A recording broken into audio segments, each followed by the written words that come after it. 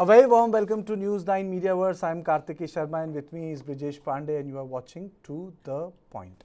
Now in To The Point, we are going to bring you the ground report from Moreh. And when I use the word Moreh, I use it with deep sadness. Moreh is the pivot of India's Act East and Look East politics. Moreh is the place from which, if operational, you could drive down to Yangon, and from Yangon you can drive down to Bangkok, and from Bangkok you can drive down to Phnom Penh, and from there you can drive down to Ho Chi Minh City. It was a vision which was envisaged by P.V. Narasimha Rao in 1990s. Look East. Under Prime Minister Modi, it became Act East. Now Moreh has become a ground zero of a fight between the Meiteis and the Kukis. In 1993, there was a huge fight, violence which erupted between the Kukis and the Nagas. Now the Meiteis are involved. The whole town got ravaged. On Friday, as we were doing our coverage on Manipur, shots were being fired. Houses were being burned. Military was out and so were the militia. Claims and counterclaims took place. Today, Brijesh, I got tagged by a couple of cultural agencies saying that there are women volunteers on the other side also. Yes, and I agree with them because yesterday, in our show we discussed this as well. And since, we have shown the India Core video in which the Mera Paibis were there, I was told that, you had similar institutions run by women on the other side. The Kukis are also doing that. So I just want to say, as the editor, that I take the full responsibility of the coverage and we take no sides. We hold no bar for anyone. We have no brief. The only a brief I hold for myself is unbiased coverage of Northeast and to hold on to a story which is real, which is Manipur. Stay away from stories which are narrative building exercises from TV studios. This is not a narrative building exercise. I am going to show you ground reports. We have our reporters in Manipur. Our reporter traveled to Churachandpur, our reporter traveled to Moreh, our reporters traveled to interiors where artificial boundaries have come up. You have bunkers, you have bullets, and you have that boundary between two ethnic communities. This is our show, and today our show is from Moreh, the ground report from Moreh. Let's have a look at the ground report. I'm going to play first two reports for you. And then I'm going to take opening comment from my input editor, Brijesh Pandey. And then I'm going to introduce our guests and take you through every report filed from the field, every interview taken from the field, every visual shot on the field, unbiased. How imperfect may it look on camera, but it is unbiased.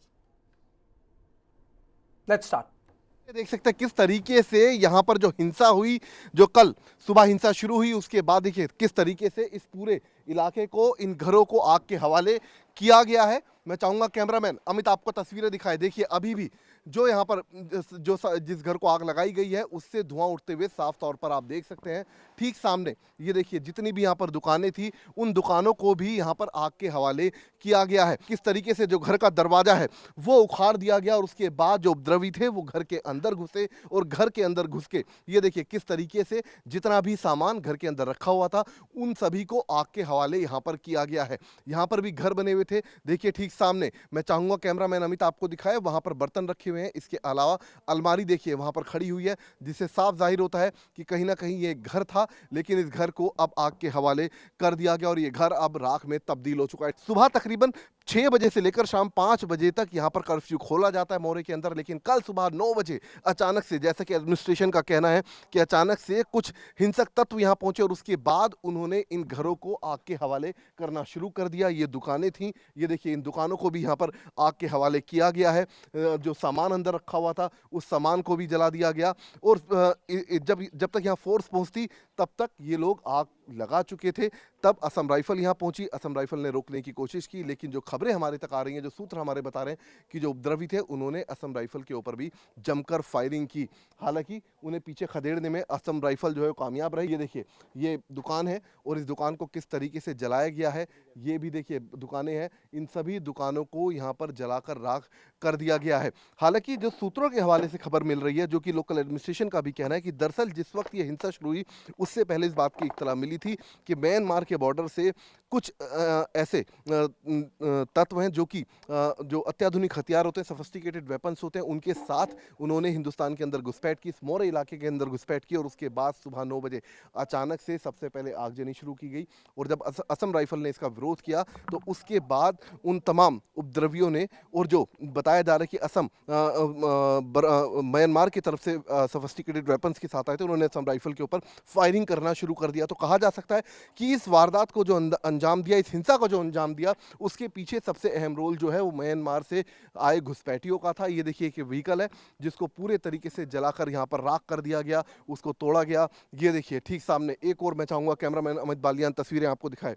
ये देखिए किस तरीके से यहाँ पर जितने vehicle यहाँ पर खड़े हुए थे, टू व्हीलर्स, उनको भी यहाँ पर जलाया गया है। तो कहा जा सकता है कि जमकर यहाँ पर सुबह उत्पात मचाया गया। हालांकि 3 मई के बाद से ये कहा जा रहा है कि जो मोरे था वो पूरे तरीके से शांत था। ये जो इलाका है दरअसल कुकी डोमिनेटेड इलाका है और यहाँ पर शांति थी, लेकिन अचानक से कल सुबह यहाँ पर हिंसा शुरू हुई और हिंसा का नतीजा आप ये देखिए, इस पूरे इलाके को किस तरीके से यहाँ पर जलाया गया उपद्रवियों के द्वारा। मैं चाहूँगा कैमरामैन अमित आपको अंदर की तस्वीरें दिखाएं। ये देखिए, ये घर है और इस घर पे देखिए किस तरीके से यहाँ पर भी उत्पात मचाया गया है। ये तस्वीरें आप देख सकते हैं, घरों को आग लगाई गई और ये देखिए अंदर यहाँ पर एक ऑटो स्कूटर खड़ा हुआ था, इस ऑटो को भी यहाँ पर जलाकर राख कर दिया गया। घरों के अंदर जमकर बताया जा रहा है कि लूटपाट भी यहाँ पर की गई है।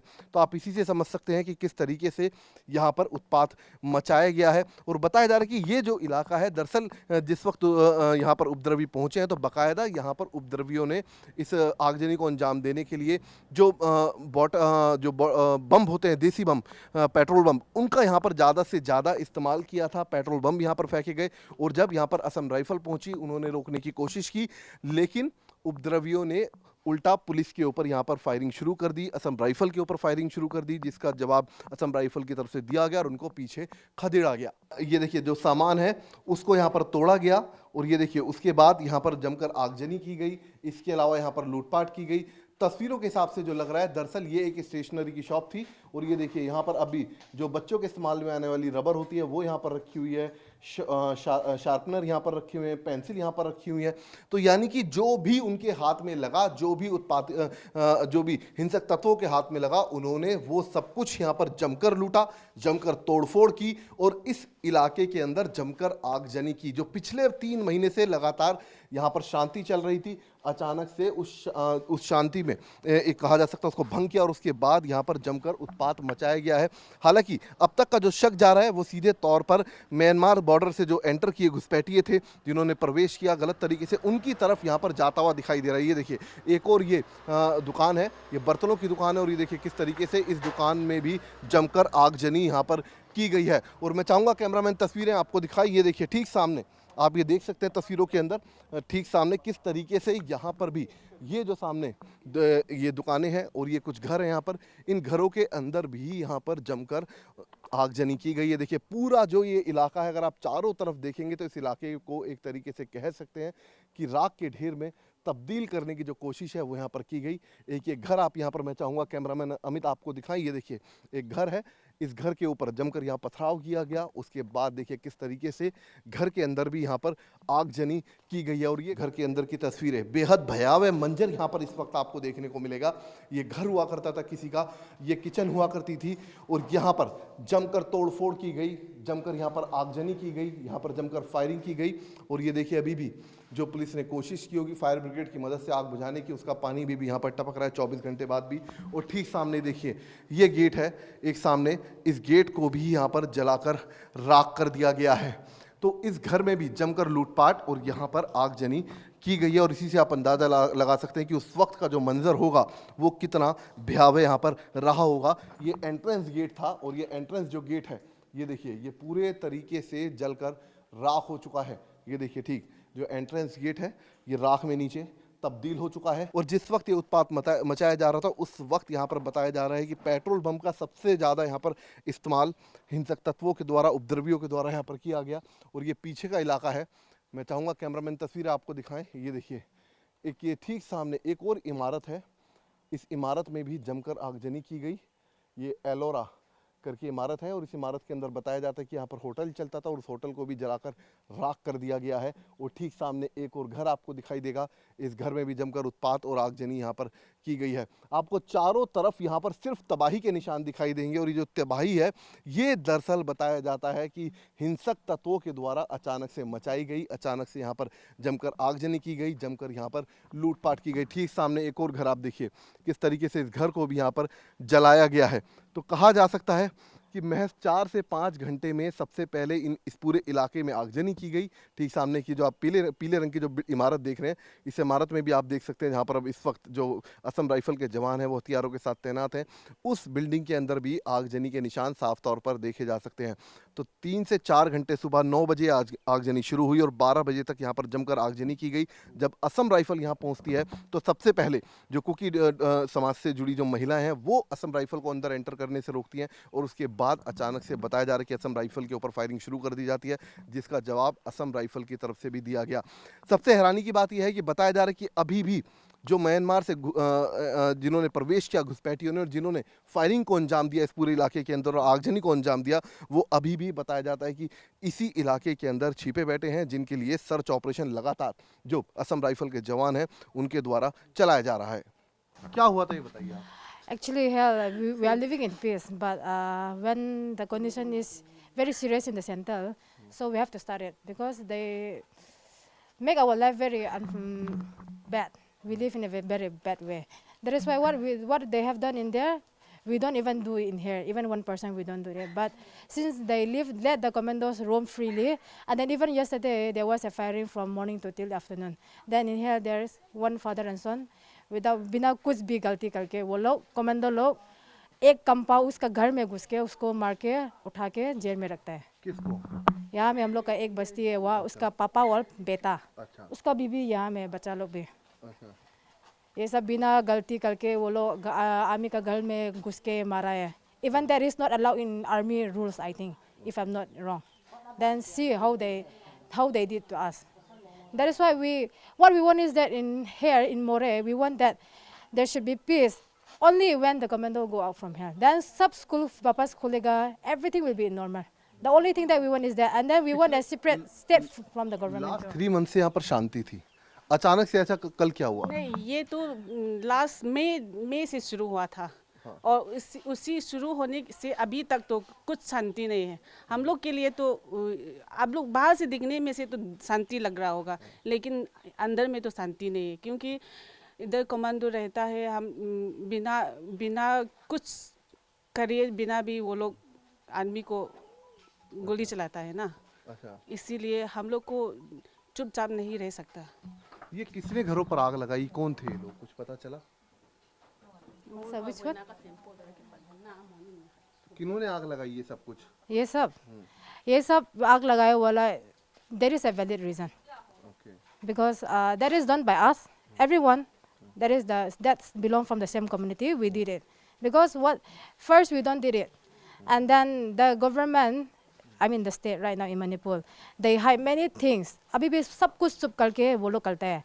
then बाहर में देखने से तो लगता है कि मणिपुर में कुछ नहीं होता है, लेकिन आप लोग अभी अंदर में आ गया, आप लोग सब मालूम होगा। इवन अमित शाह जी आया, वो भी हम लोग को बोला 13 डेज है कि 14 डेज है कि 15 डेज शांति में रहने के लिए बोला। हम लोग शांति में रहे, हम लोग कोई अटैक नहीं किया एक दूसरे कम्युनिटी को, लेकिन आप लोग वो लोग ने अटैक करने के टाइम वो लोग क्या बोलेगा, नसीब हो के ऐसे होता है। हम लोग तो सिर्फ डिफेंस करता है, अटैक करने के लिए तो कभी नहीं जाता है।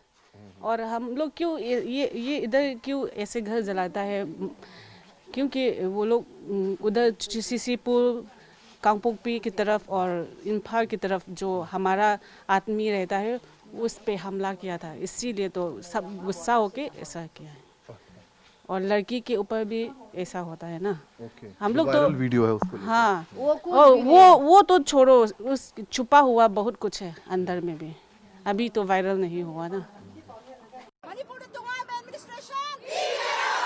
A massive protest was held in the Thaubal district of Manipur on Thursday, demanding central forces stop combing operations for further arrests in the case related to the video of two Kuki women being paraded naked on the streets.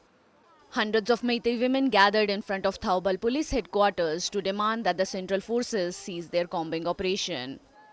Manipur police have already arrested at least 7 individuals, including a juvenile, in connection with the viral video case. They are arrested already, the 7 people, so we don't want any other person to be arrested. We don't want any other person to be arrested. We don't want any kind of combing operation happen over there. We don't want the extra forces comes over there. They're giving so much tension to us, so we don't want that. They have arrested the people, so it will be whatever the justice comes. It will be by the law. So we don't want any kind of trouble in the area. The women claimed that they have endured harassment at the hands of the central forces. We are giving a memorandum regarding that. We don't want any kind of central forces. We don't want any kind of state forces, extra state forces, and we don't want any kind of central forces. They are brutally beaten up our people who are protesting against the Kuki militants. So we don't want central forces. We don't trust them. Manipuri people banned the central forces. In a significant development, the mobile phone used to record the deplorable incident has been recovered by the investigating officials. The centre has filed an affidavit in the Supreme Court on Thursday, a day before crucial hearing in the Apex Court, informing that the investigation into the incident of women being paraded naked be handed over to the CBI. The centre also wants the trial of the case be shifted out of Manipur to any other state and for it to be concluded within 6 months.